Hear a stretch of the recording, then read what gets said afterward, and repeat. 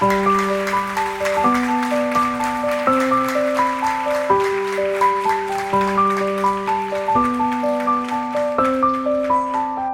a milestone not only for Sara, but for the Emirates Literature Foundation and for Dubai's literary scene. So we're honored to have all of you here with us to mark this very important, pivotal moment in Dubai's literary journey and in our journey in building a literary ecosystem in the UAE that the world can take notice of. Thank you, Dubai, for hosting us in the Fikr Library. It's an incredible venue. It's the perfect place to celebrate this moment, and it's really making us feel very special tonight. Thank you. So everybody knows Sara, but please allow me to tell you a little bit about her in case some of you don't know the full background of what Sara has done. She's a Palestinian-American writer raised in Greece who calls Dubai home for the past 20 years. She's a Berkeley and Columbia graduate, a former Merrill Lynch banker, New York Times journalist, and editor at Google. After winning a Netflix Short Story Award, she received the first chapter Elf Siddiqui Writers Fellowship for her debut novel, What Will People Think?, which is what we're celebrating tonight. And it's a novel that was purchased as a part of a 2-book deal by New York-based publishing house Holt Macmillan in a bidding war, making this the biggest publishing deal to come out of the UAE and possibly the region.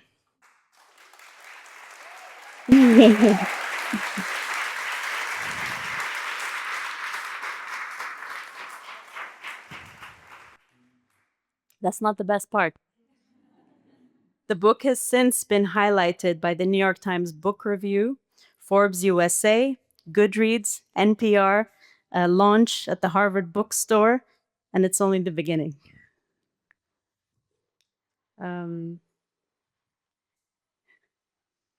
I'll tell you a little bit about the book before we come into our conversation, Sara. So this is a romantic comedy of an Arab Palestinian-American protagonist. It's an important moment to tell this human story, especially at a time like this. So Mia Almas, who is the protagonist of this book, is living in New York with her traditional grandparents, and she's secretly a comedian. And she's really funny. And the story goes back and forth between 1940s Yafa, a love story of her grandmother, and current day story of Mia in this modern setting. And it's going back and forth, and it's relatable, it's funny, it's incredible. I read it in one day, and I can't wait for all of you to read it if you haven't already. Welcome, Sara. Thank you all so much for being here. Thank you, Ahlam. Thank you, Hind. Thank you, Isabel. Thank you, Dubai, for hosting us. Thank you to the city of Dubai for being this wonderful home that's allowed me to be a creative person.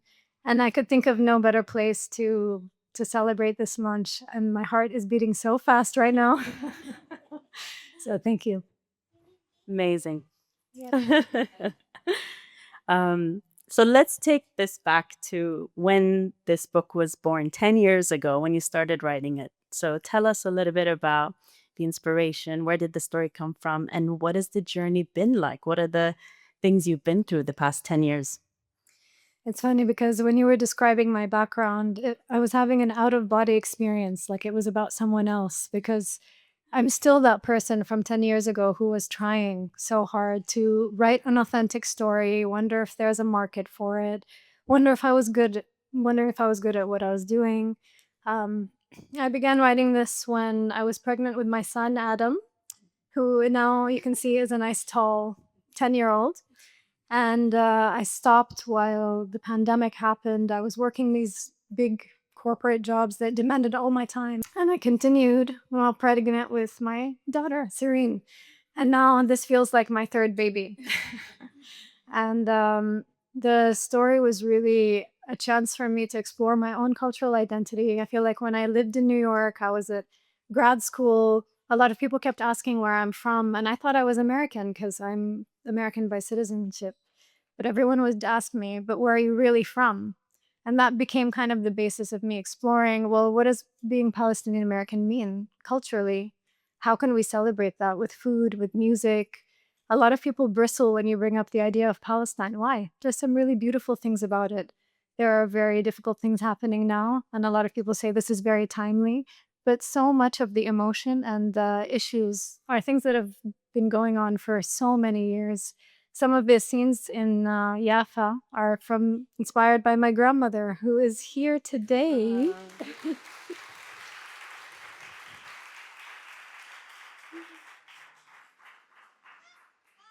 And I just wanted to bring to life the beauty of the simple village life that she would describe to me from her childhood. And then the emotional aftermath for someone who was from my generation of what that means. I loved romantic comedies growing up. I always say this, but I love a good J-Lo or Jennifer Aniston film. But I never see myself reflected in it. You never see just an Arab woman who's going through just normal modern problems. Why? Why are we not represented? And I just wrote a book I really wanted to read, but with the emotional depth, it's there, but it's also fun.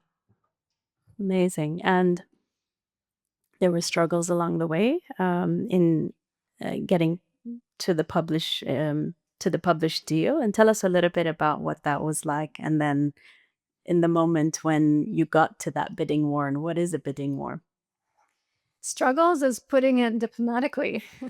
I think it's a very masochistic thing to want to be a writer because you jump through all these hoops. But the reality is, like with any creative calling, you do it because you can't not do it. I love it. I love to tell stories. I was put on this earth to tell stories. And I'm finally now, after the age of 40, learning how to honor that. I spent my entire career telling stories for others. And now it's my time to do this and to honor the strength and warmth and beauty of what it means to be an Arab woman. And it's an incredible privilege. It's a responsibility I don't take lightly. I think part of it was an internal struggle at first. So every writer feels these questions. Am I good enough? Is anyone going to like this? There's a little bit of that. So for me, 10 years ago, trying to write a story where 4 of the main leads are Palestinian women, the question for me was, is there actually a market for this that's mainstream? Is any American publisher going to take me seriously? Winning a spot in the fellowship was a wonderful turning point for me because I found my tribe.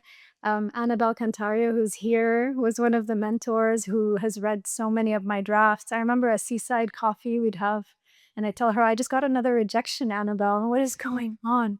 And she said, this is the game, and you have to keep going.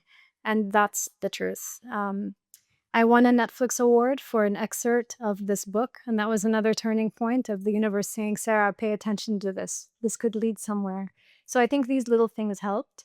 But the struggles you're referring to, first internal, the second is external, getting agent rejections. This is well written, this is a great story, but it's not for me. What can I do with that? I've done my best. We've gone through the 100,000 drafts. So that's another one. And then I think it got to the point through the fellowship, through my own persistence of working on so many drafts, where it just became a really technically good story. So it was just about finding an agent who was the right fit. So I went from somebody who had 25 agent rejections on a tidy Excel sheet with about 70 names, like I'm a nerd through and through, and this was no exception, to getting 6 agents who wanted to represent me. And this was the point when I thought, okay, this might have a real shot. I chose Meredith Miller from United Talent Agency, who's based in New York, because it's the most important and the largest publishing market. And she teamed up with Sheila Crowley from Curtis Brown in the UK, which is the home of a lot of prestigious awards. So in my mind, strategically, having the two of them work together was going to be a good thing. And then we went out on submission. Some authors, their career ends up stalling there because you finally get to that hurdle where you get the agent, but now you need the publisher to give you a book deal. 1 day later, we got the first publisher interested. 2 days later, the next. 3 days later, the next. And there was a bidding war between them. And they all came in at 6 figures. And that's when I thought, okay, now I could call myself a writer. I think we're good now. That's incredible.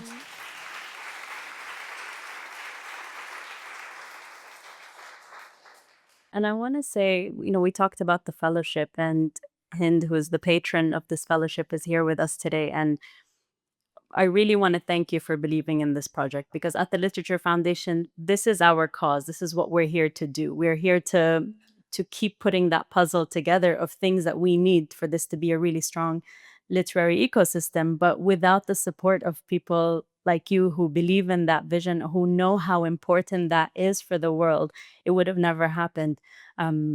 So we really appreciate that support, and thank you for believing in it.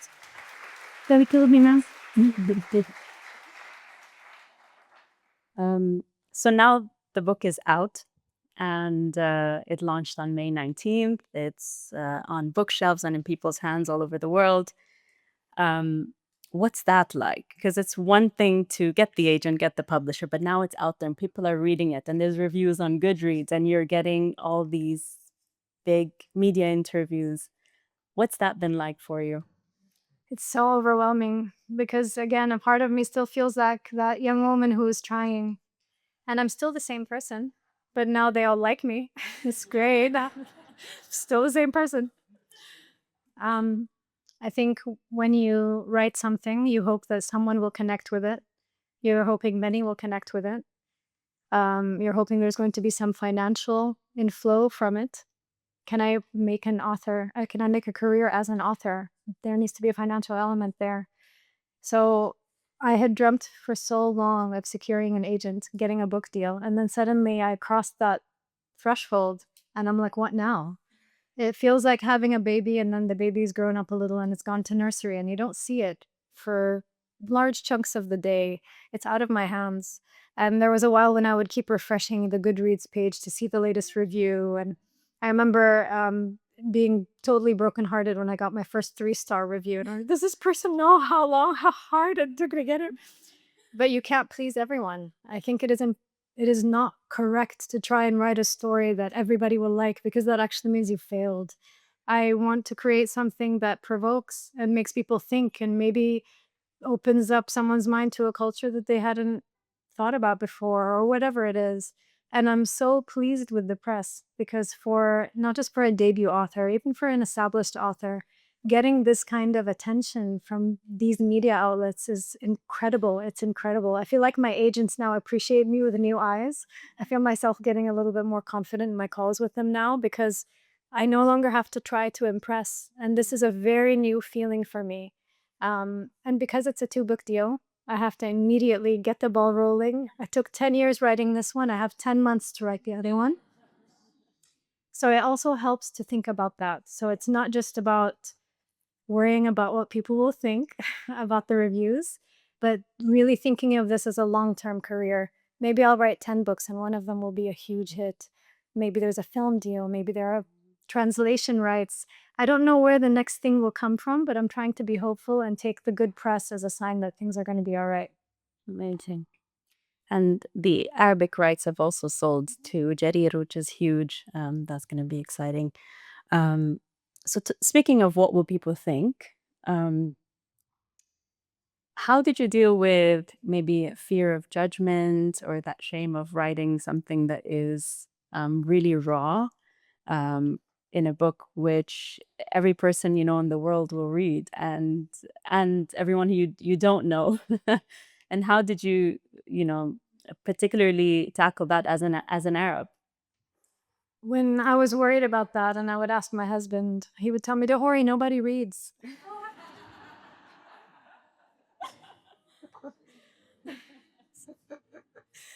No, I think part of it is there's always going to be that fear because you want people to like it. Yeah. My parents have been an incredible support because they've always believed in me and given me that feedback that I'm so wonderful and put me up on a pedestal. So I feel like, I feel confident in myself from what they've given me as that foundation. My sister has been reading all of my drafts. Look at it. From a very young age. So I've always felt very nurtured and supported, even with the fellowship. There's just things that are out of my control in terms of how someone is going to relate to it. There have been some reviews on Goodreads who say that comedy really sucked. And my thought is, well, you write better. I wrote a book. It's fine. And I think whenever I do, and I still do feel those moments of terror that someone is going to judge me for this in a way that I would hate to hear in person. My husband has been the absolute number one cheerleader throughout this whole thing from day one, from the first word to the last page. He set up all these lights. So I think and he will tell you that.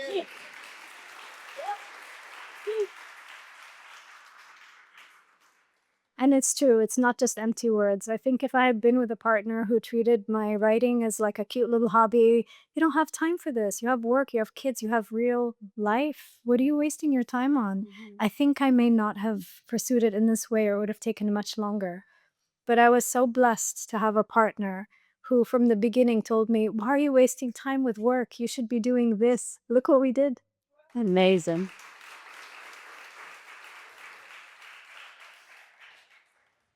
That's incredible. I want to talk a little bit about the theme of pursuing personal desires despite social pressures, and because Mia and her grandmother both did that, and why was that a central theme in the book?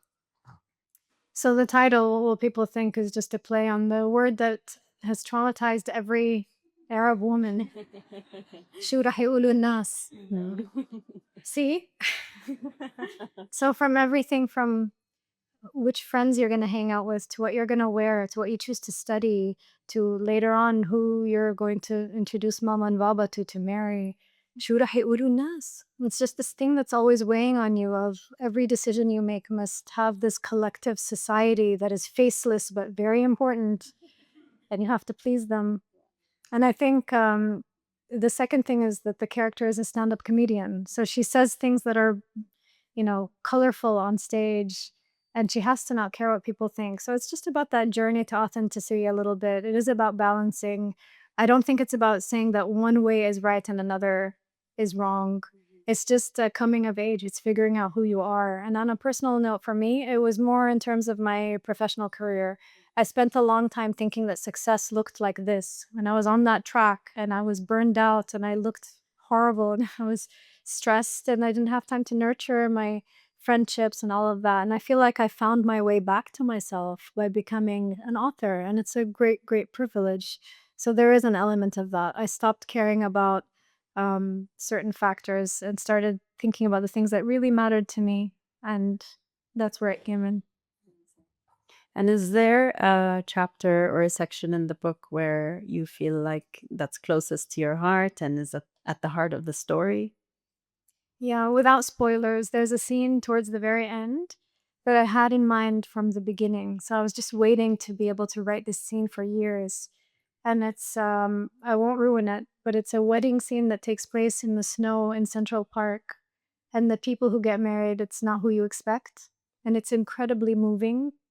And look, I have goosebumps thinking about it. And I think it's just about the chance to show two people unapologetically in love at any age that I was very excited to write about. And I think it hit home. And why New York? What's your relationship with that city? I think part of it is I went to grad school at Columbia. My friend Tala is here from that time. And it was a very exciting time for me. It's the time when you finished college, you've done a couple of years of work, and you think you have an idea of who you are. It's a very interesting time in a young woman's life. And I felt like I had processed all that so I could write about it well. New York has an exciting energy to it. So whoever you are, it's like applying an Instagram filter and it's more. And you're meeting people from everywhere and there's theater and it's just it's very alive. So I thought the contrasting that with simple village life in Yafa would be really interesting. So you have the modern comedian, funny Palestinian-American she's in love with her boss and she shouldn't be, and she's got a friend and comedy. And then you have Zaina in Yafa, who her family wants her to marry a man who's much older. And is in love with a British soldier. So I just thought it was a nice contrast. New York is in every single movie and TV show that we see, in every book. So the challenge for me was to write about this city in a new way. And that's where telling the story of a city through the eyes of a Palestinian-American comedian was very fresh. And this is what my agents loved. Amazing. I think we could go on and on, but I'd love for the audience to ask some questions. So if you have a question for Sara, please put your hand up and we will have a mic brought over to you. I think Adam has a question. Hi, Sara. I read your book and I love it. Hi, Tala. Hi. I want to ask about your writing process. You said it took 10 years to write the book. We've had many conversations about writing process. So many. I'd love to know yours and what really gets you inspired to write. Jamil. I think I always wanted to be a writer and I had to convince myself it was worthy of my time. So at the beginning, I would write these little snippets and then talk myself out of it and think this isn't going to go anywhere. Maybe this isn't worth my time. So part of it was building confidence in myself. And this is where the fellowship, Hind, Isabel, Ahlam, was just and Annabelle, absolutely transformative because suddenly I found a group of people who were just like me and they had the same doubts and the agent rejections and all that. So it just felt less alone. There were some things that were out of my control. Like when the pandemic happened, I didn't write for a very, very long time. I was working at Google at the time. I was completely burned out. I felt like I was working around the clock, writing about selling YouTube ads. Sorry, Noor. And I remember just feeling like if I didn't spend some time writing, my soul was going to drown. And that was the thing for me of like, okay, I'm going to put fake meetings in my calendar for half an hour, just half an hour, and write. And it made a difference. And suddenly it built into something. Now that I have the time and I'm dedicating myself to this new author life, I'm a lot more structured. So one thing that was good about working corporate for so long is like I'm like a machine. So I don't need to light a candle or wait for like the sun to be in a certain. I just sit at my desk and I work out in the morning, take my kids to school, have a good cup of coffee, and then I sit down and it's like a meditative flow. So sometimes it'll only be 20 minutes and that's fine. Sometimes it'll be 4 hours and my alarm will ring and it's time to get the kids from school. That's a good day. It's not consistent, but I think it's just about showing up.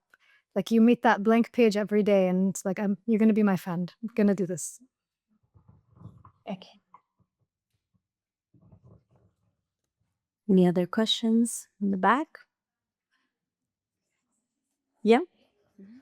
My question is, when you have those moments of blocks, or when you feel like you're pushing through what comes across as passionate creativity, but then you feel like you're doing it because you have to do it, because you have to meet the deadline. How do you navigate through that? How do you jump that discomfort? I love this question. And for so many years, I didn't really believe in the idea of writer's block because I didn't have time to write all the ideas in my head. I had the opposite problem. And now I do face it sometimes where I'll sit and that day is just not flowing. Like I didn't sleep well the night before, or a child is ill or whatever it is. And it's just, I feel like you can't force it. And you have to just step away and give yourself a break. And I love to do things like go by myself and swim at the beach or have coffee with a really good friend and listen to her give me gossip, or just give yourself real breaks. I think this is something I'm actively learning to do better. As I don't know if it's just me, as women, we don't rest well. So I think it is about actively resting. I do a lot of meditation. That has been life-changing for me. The last 4 years, I meditate every single day. Sometimes it's as little as 5 minutes. But I think just like those moments of silence, they really, really help. Sometimes the best ideas come while I'm doing that. And then I can't wait to go back to the computer. But yeah, just don't force it and don't expect it to be perfect. I mean, this went through 17 drafts. The beginning, I mean, if you see the early draft and compare it to now, there's so much that I wrote that just landed in the bin. And that's okay. So I think it's also taking that pressure off of I have to sit here and it's got to be perfect.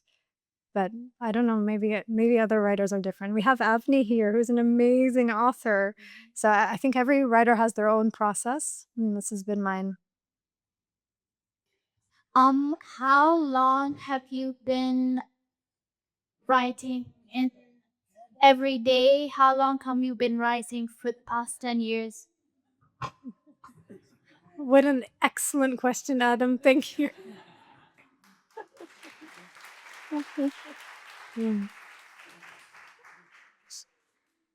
Um, I think children make it harder to write every day. They make it very meaningful when you do. I don't write every single day. I can't. I think that's a lot of pressure. And you've seen me. You've seen me some days writing and some days not. I think we put a lot of pressure on ourselves. But I'd say I try and write like 3 to 4 days a week, and then I'll be proud of myself. And you're a very good writer. I've seen your work.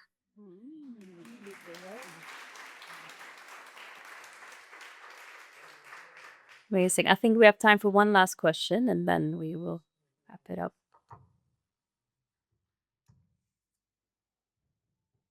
Hi, Sarah. I'm very proud of you, and thank you for Thank writing you, this Linda. book and not giving up on your dream. You gave me many moments of laughter and crying as well. Just to build on your answer that you answered Zahra on the process. So you have so many characters in the book, and I just wanted to know because each one really serves a really good purpose. I don't want to ruin it for the other people, but in the 17 drafts that you have, did you decide to add people, remove them, develop them? Like, how did you do that? Hi, Linda. I had to. There are 2 different timelines. So there's the modern day timeline, and I needed to make the character have something that she really wants, and then an obstacle in the way, and then the characters play into that. So I gave her a love interest, and she couldn't be with him for some reason. I gave her a best friend who she could confide in. So it just built around the issues as I was going. For me, when I write, there's a sense of discovery. I don't know everything in my head planned out. I don't do the plan before I write. So there are characters who I've had to kill off, who didn't make it. And I think that's part of it, the exciting thing. Every scene needs to serve a purpose. Every character needs to serve a purpose. There can't be just extra fluff, or else you'll lose people. You're competing with Netflix and children and work and all of this for someone's attention. So it needs to every character and every problem needs to have real substance, or else it just won't work. So I had to be very intentional with it. Amazing. On a final note, I just want to say how proud we are of you, Sara, and you have opened the doors for so many local writers, regional writers to dream bigger and know what's possible. And it's such an honor for us, Isabel, and I know all of us feel so honored to be on this journey with you, and to see where else this will go and to see who else will follow. I know some of the fellows are here from the program, and I know that there's going to be so many more stories. We already have Saba from the second year who's had a publishing deal as well, and I know there's going to be so much more. But thank you, and thank you for giving us this moment. It's been so special to host this book launch here in Dubai and at Fikr, and good luck with everything. Thank you. Thank you all so much. Okay.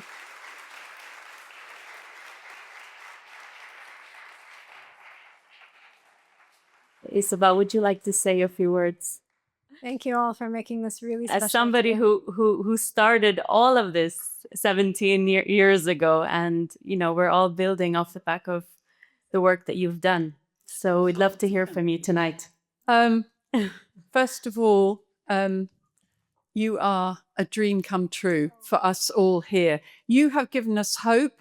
You have given us pride. You have given us a role model that we will all follow behind. Huge thank you to Sara.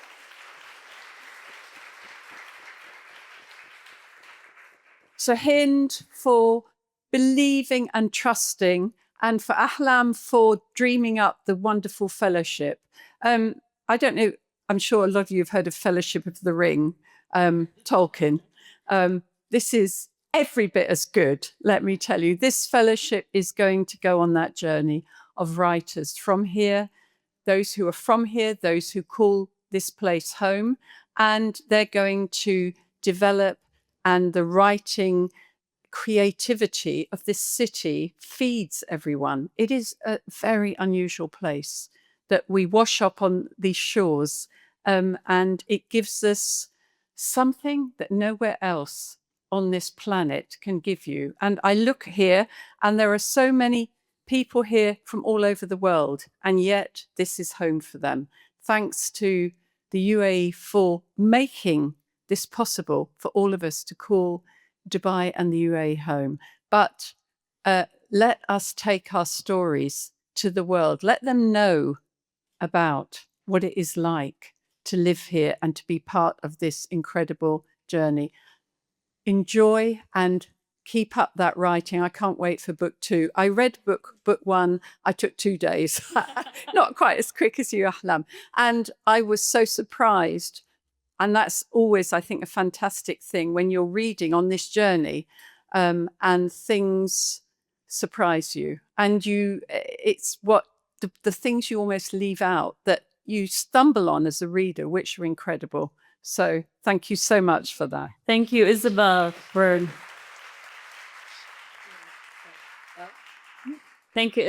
creating the world which all of this is possible in.